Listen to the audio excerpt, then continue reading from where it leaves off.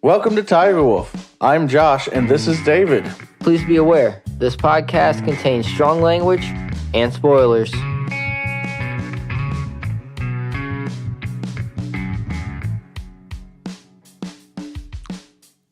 Hello, and welcome to the Halloween edition. What's old with you, David? Yeah. I've actually been going back through reading some old Creepypasta? creepypastas. Did you ever read Goatman? No, I didn't. You need to read it. It's not like it's creepy, but like it takes a little while to get you sucked into it. Yeah. Because it's like a third person perspective telling of the story.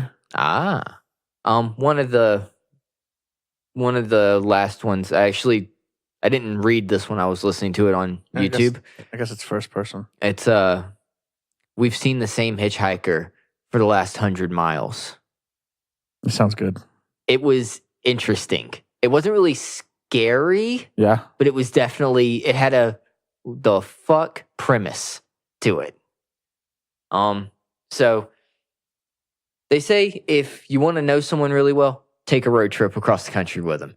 If you're still friends afterwards, cool. If not, probably for the better. The only time I've taken a road trip across the country with anybody that wasn't family, I was in my car by myself. And they were in their car by themselves. I've gone across the country twice with Kat. I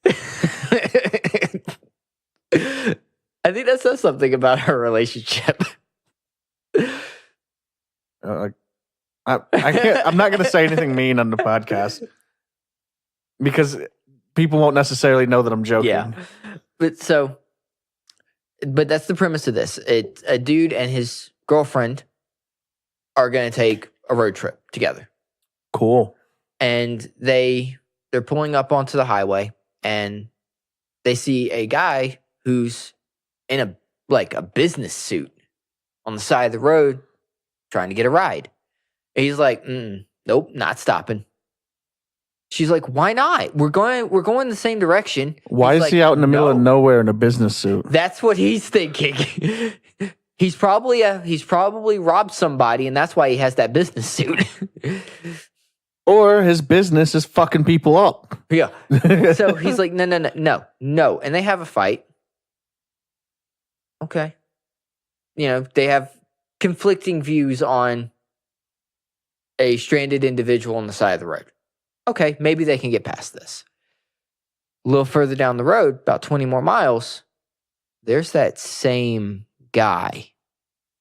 But instead of being a pristine business suit, the jacket's gone, his shirt's ripped, there's blood seeping through his shirt. Like there's a story being told every time they see him type of thing? Is that where this is going? Kind of. And she's like, he could be hurt. We need to stop. And dude's like, no. It's like, yeah, he could be hurt, or he could be a ghost out for our souls, because that's the same motherfucker we just saw. What did you say, 20 miles ago? Yeah. 20 miles ago. And nobody's passed us. So they keep driving, and she is livid. So she finally let's go back to quiet. He tries to turn on the radio. She slams it back off. He's like, okay, whatever. So they stop at a gas station to get gas. As they're leaving the gas station, there's the guy again. But this time, he's on the ground. His shirt and jacket are completely gone, and he is visibly dead. And she goes, so can we stop so I can call the police, or would that inconvenience you? He's like, fine. Okay. We'll wait. Call the cops. We'll wait. The cops get there. They give him a little bit of information. They don't tell the cops that this is the third time they've seen this guy in 50, 60 miles. Yeah. And they're like, let's not say that. I don't see, like, this is, so her side of the story, in my opinion, is mostly garbage, because for one, I'm kind of surprised she would want to stop and have a strange man come into the vehicle. For two, if it's the same dude you keep seeing like 20 miles apart, something's not right. Yeah. Something should be telling you, Yeah. She's in on it, man. But so they're going on down the road. And he's like, she starts to drift off. He's like, if I just get us to the destination, when she wakes up, she'll see how, I drove all through the night to get us there. That's not a good idea. Maybe we can work this out. So they're driving, and she, out of nowhere, wakes up screaming. Mm-hmm. And he's like, what? She's like, pull over. Just pull over. He finally finds a safe spot to pull over, and she screams again. He's like, what? She goes, the back seat. He turns, and the guy is in the fucking back seat, naked. And he reaches over and grabs the girl by the throat and starts digging his nails into her throat. So the guy punches his arm. So this just lost me because it's like, it's too big of a step, right? He punches the dude's arm. He feels something under the skin give way. Like his punch just broke the guy's bone. Because he's grayed, he's decaying. So he's like, he's a Zambo. Yeah. So he's like, fuck this. He gets out the car, runs around to the side, yanks the car door open because he's going to tackle the guy to get him off of her. He dives and slams his head into the other side of the door because the backseat is completely empty. I don't know if you've ever done that, but those doors are not soft. No, they're not. I have done that. He gets up. She's gone. Dude's gone. There's blood in the backseat. There's blood on her side of the door because she was flailing and shattered the fucking window. Okay. If the window had not been broken, he would have thought he was hallucinating the entire thing. So he can't call the cops. Except that she's gone. He can't. Did he hallucinate having a girlfriend for how long has he had a girlfriend? He can't call the cops because what's he going to say? The dead corpse we saw X miles back showed up in my back seat and grabbed her by the throat. So he's like, you know what? I'm just going to not worry about this and just I don't think you can just not work. Like, what? He decides to just drop it and just go home. Oh. He's like, okay. I've stopped to write this, though, because about 2 miles back, I saw her? Emily on the side of the road. And now my question is, do I stop and pick her back up? You must have read this on No Sleep. No, I listened to it on YouTube. Okay, because that whole ending was garbage to me. It was a simple little. Like it had a nice start to it. It had a good premise, but that was the whole. He's now suddenly in the back seat, and she knows that because she was asleep. No, she looked in the mirror. No, you said she woke up screaming, and then when she finally stopped, she looked in the mirror and started screaming again about the back seat. That's what made him turn around. Still. It's the whole it being in jump, the backseat thing. Yeah. I'm not arguing. It would have been like I think the structure might have been a little bit better if it was like they saw him, they picked him up, they dropped him off at the gas station, and then they saw him again looking more distraught, and it's like, what the fuck? Like, you know what I mean? Yeah. And like did a kind of different slow build up and kind of incorporate the fact that he was at least in the car previously. Yeah. You know. Like I said, I enjoyed it because it was just a simple little one to listen to while I was at work on my lunch. Some of the best horror stories are usually done as cautionary tales type of thing. Yeah. This was not that. No. It had the premise of being one. Yeah. Like don't pick up hitchhikers in the middle of nowhere type of thing. And then it went off the rails. Well, yeah, because it's like no matter what they did, it was going to end up escalating to this. No matter what they did. If they picked him up, it was probably going to escalate to this. If they didn't pick him up, it clearly was going to escalate to this. So it's I don't know. Like it was a simple, short one I listened to while I was on lunch, and I enjoyed it. Okay, so horror to me, like this, I'm just going to get into what I think horror is about and what I enjoy about horror because I like horror stuff. Except the fact that no horror stuff is actually good. Is few and far between. Usually it's aspects that I like and then it gets ruined somehow or like there's just bits and pieces that I like. Yeah, like that. So number one, jump scares are a crutch. Yes. They are I will technically agree they are with that. technically scary, but they don't actually add content to your horror. They are a horror trope 101. Cliche. I wouldn't say trope. Tropes are okay. Cliches are not. I believe is the supposed understanding of those. Because tropes aren't necessarily bad writing as long as you do them well. But cliches are. I mean, there's a reason why nobody says cliche in a friendly way. Like, but some jump scares can be done well.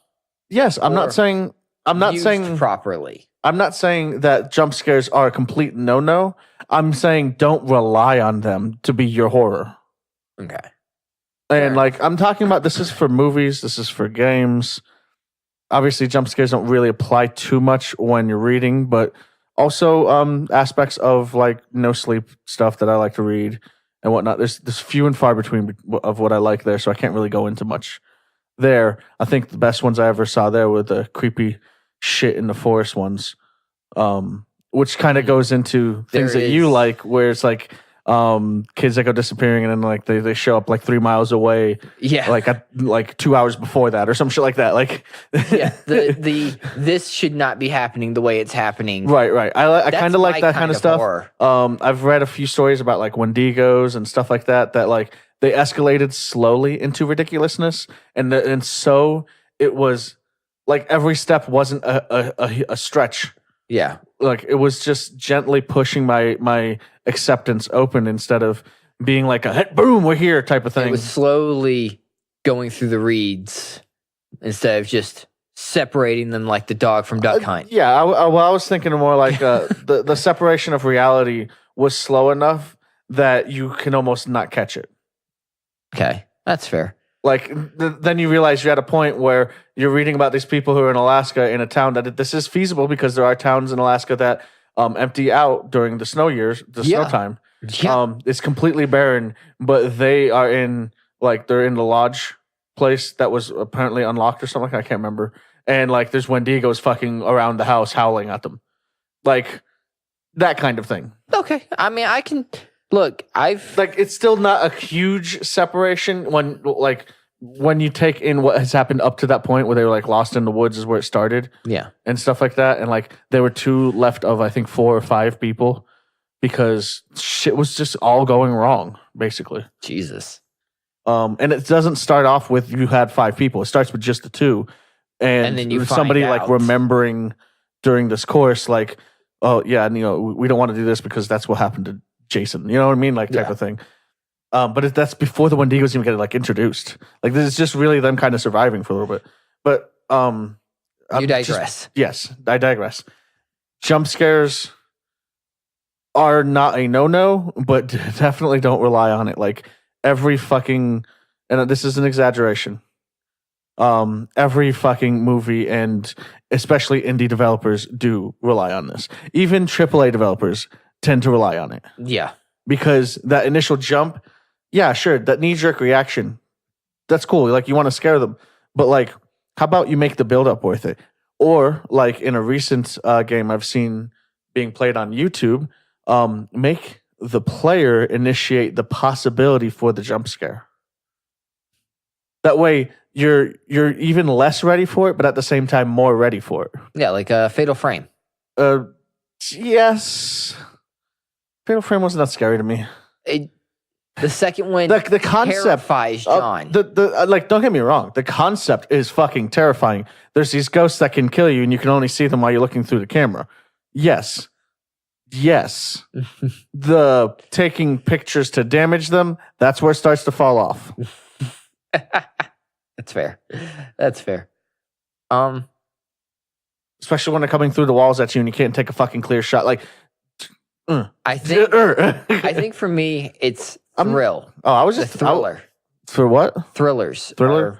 Thriller and suspense is where my horror enjoyment lies. I like thriller and suspense. Usually because they have good mystery stuff to them. And mystery stuff That like mysterious goings-ons. I love that shit in horror. I don't want to know what the fuck is going on. I want you to have me sitting there and going, what the fuck is happening? What just happened? Why? Like what the fuck was that? Why are they what? Don't do shitty motivations for people. Don't have people doing things people don't do. Okay, what do you mean by that? I mean, we're about to go to routes.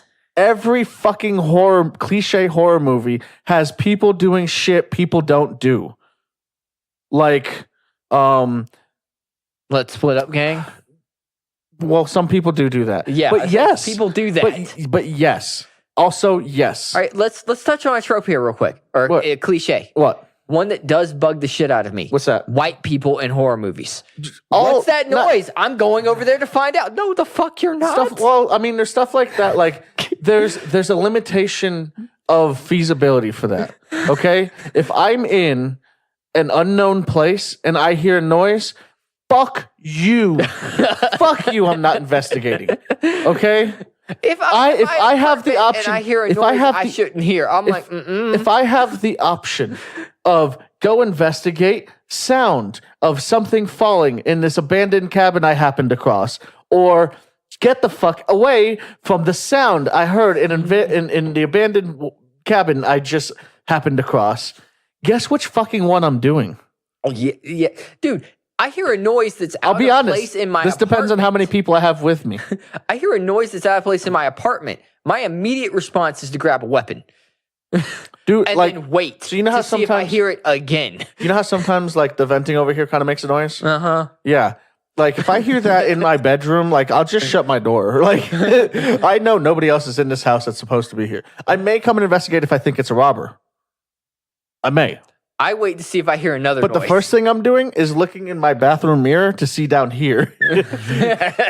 Because I can see that slightly from my bedroom. Yep. But yeah, nah, no. But yeah, stuff like that. Like, you know, those moments when someone's like, that's not a good idea. If there's one person in your group of 3 or less, there's one person in your group of, let's say 4 or less, that says, this isn't a good idea, we should do something else. Consider doing something else. Consider it. Don't say, no, we got this. But to be fair, in our group of friends, if I'm the voice of reason, we've already fucked up.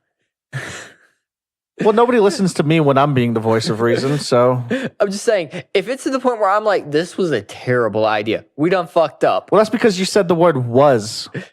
We've already come too far. We're already invested. But our group of friends is also like kind of looking for that creepy shit to happen too. Yeah, we want to. I'm talking about real people in normal life. Don't you mean normal people in real life? Whatevs.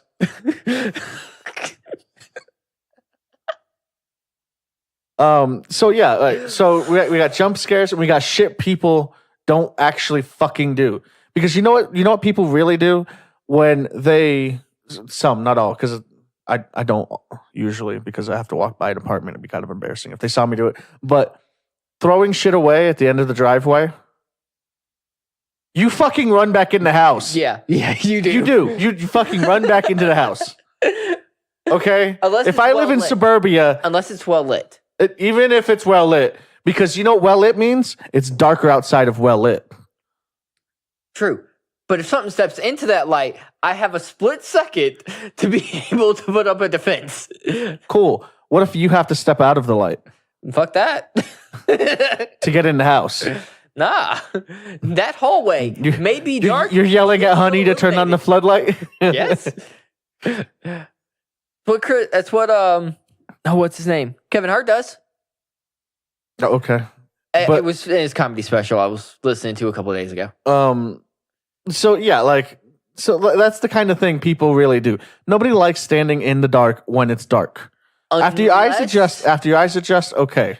Unless you are that's another thing that bugs me. Like, I get it, but it bugs me a lot, and it happens more in video games. Well, I see it more in video games. No, not Bloom. But just the fact that the dark areas in semi-normal houses are so fucking dark. Because like last night I was just looking at this because my laundry room, the most middle part of my apartment.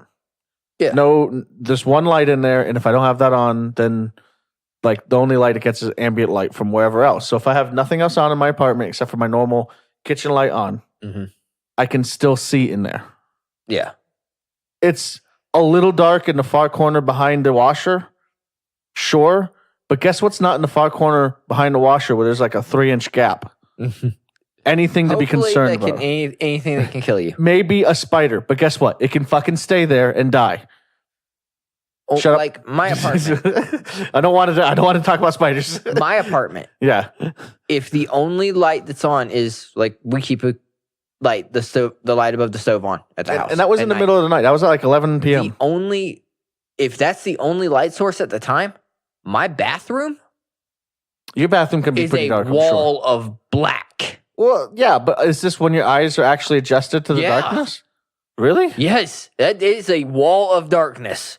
See, I don't get that. That's why maybe I have better night vision. That's why we bought that little wax or we started using that little wax candle thing in the bathroom. Well, see, yours is a little bit different because, like, I have ambient light coming in because I have 2 big windows. Yeah. On the 2 rooms that face outside. Yeah. I have so like one set. And that's on like windows. Either side of the apartment the long way. So like I kind of have some ambient like moonlight and stuff, but it's not even like that bad. I guess I could have tested it by closing my bedroom door. Yeah. Well, my bathroom would actually be a better example. My bathroom can be pretty dark, but at the same time, like even when I'm in there, it's unless I shut the door behind me. And even then, like if I give my give your eyes time, yes, to adjust, then it's not that bad. And it just bugs me that it's like it's not, and it's not just that they have these dark rooms. It's like I have a light right outside of this room. I should be able to see in here fine. Yeah. No matter like if it's a 40-watt bulb, I should be able to see in this room fine.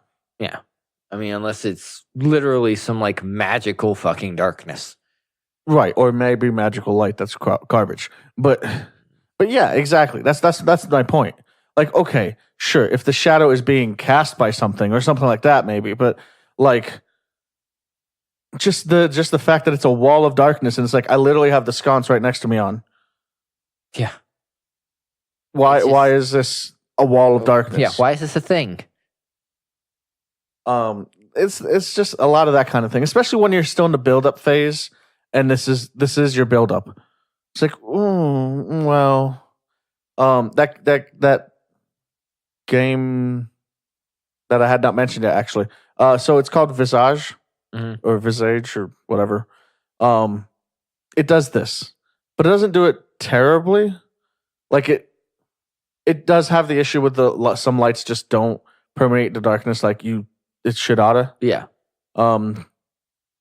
Because I mean, you think back, like in the Middle Ages, they used fucking candles to see in their houses. You know what I mean? Like, but anyway, I digress again.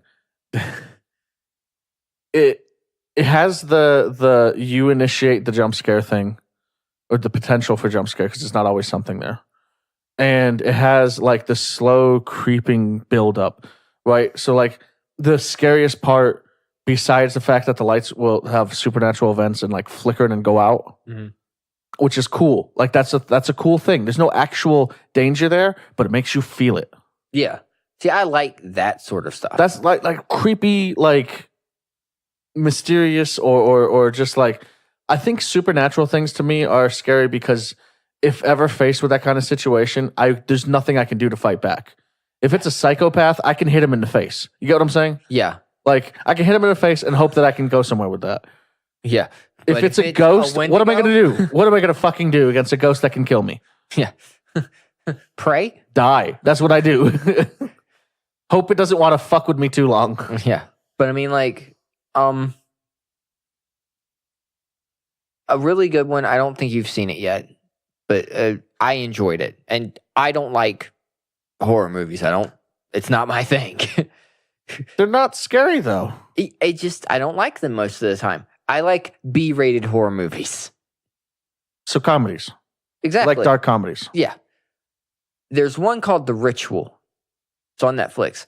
I enjoyed it. There's one I need to introduce to you. I can't remember the exact name of it now. I think it's got the word house in the name of it that I saw a couple years ago. I think I probably told you about it, but I think you would enjoy it. But it's really good. It's about 4 friends who are taking their 5th friend's ashes. It's not really good. On a hike because their 5th friend got killed in just a random fucking robbery.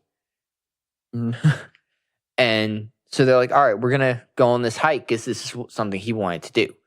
So they're taking his ashes on this hike, and they're like, all right, so we did it. Here we go. All right, so we're gonna go back this way, and one of them trips, fucks up his ankle.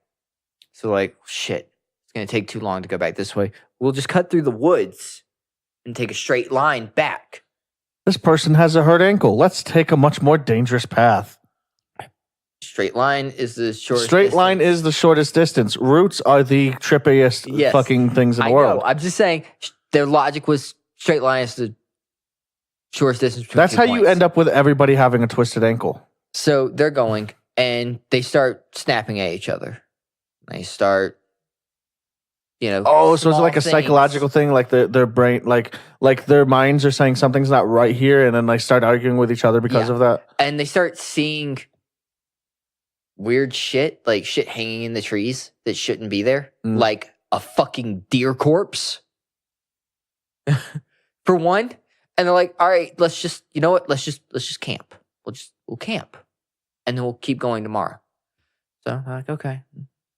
They get down, they bed down to camp, and then one of them's missing and screaming, and the other 3 are awake and they're running through the dark. They're 2 of them are running, one's limping through the darkness because the one that got taken was not the one with the fucked up ankle. Of course. And they're trying to find him. They can't find him. And then what would be the main character, he keeps having this weird hallucination that he's back in the shop where his friend got shot in, and he was hiding around the corner instead of trying to help his friend. I mean, that's like... He keeps having this hallucination. And then he stops and he looks up into the fucking tree, and their friend's corpse is up the fucking tree, impaled on a branch. Okay. Mind you, this is also all taking place, I believe, in a forest on the border of Norway and Switzerland. Or not Switzerland, Sweden. Oh, have you seen Troll? No, I've not seen Troll yet. You should see Troll. I think it's on Netflix. I think so. I think it was at least. But it's just people that go troll hunting. Mm-hmm. I enjoyed it, but it wasn't. There's some scary parts. But yeah, it's got a really. There's a supernatural element, and then there's also a human element to Ritual, which I enjoyed. That kind of reminded me. There's been a few Argentinian horror movies that I enjoyed. They're usually like found footage stuff, which I hate that I like found footage stuff so much, but it puts you in that perspective so much better than watching other people deal with it. Mm-hmm. I think that's why I like it. But god damn it, framing. Marble Hornets was good for a YouTube. Marble Hornets, yeah, we don't have enough time to talk about that. But I really enjoyed that. They did a very good job of having it be all like background stuff, and then the escalation was really good in it. I will say though that at the peak it was kind of weak. Yeah, like the whole Maskey or whatever his name was, like that was not needed. I will say a recommendation for a really good zombie movie, like I really enjoyed it, is Train to Busan. That was Last Train to Busan. No, it's just Train to Busan. Okay. It is the last Train to Busan in the I movie, enjoyed it. But I enjoyed that. Yeah, that was a really good zombie movie. Also, I would recommend Man versus... It's Man versus. Yeah. Or one more. What's that? Oh, what is it? Pontypool? Yes. Pontypool. That was a good one. Pontypool.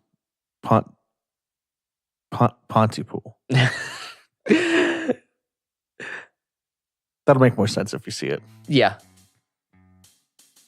We'll go out there and watch some of these and tell us what you think about these, because horror is one of my favorite genres, and I would love to discuss this with somebody, especially somebody with directly opposing or similar tastes. Well, I suppose that's the end of the episode. Please like, comment, follow, and share. And also, more importantly, thank you for listening. Take care. Bye.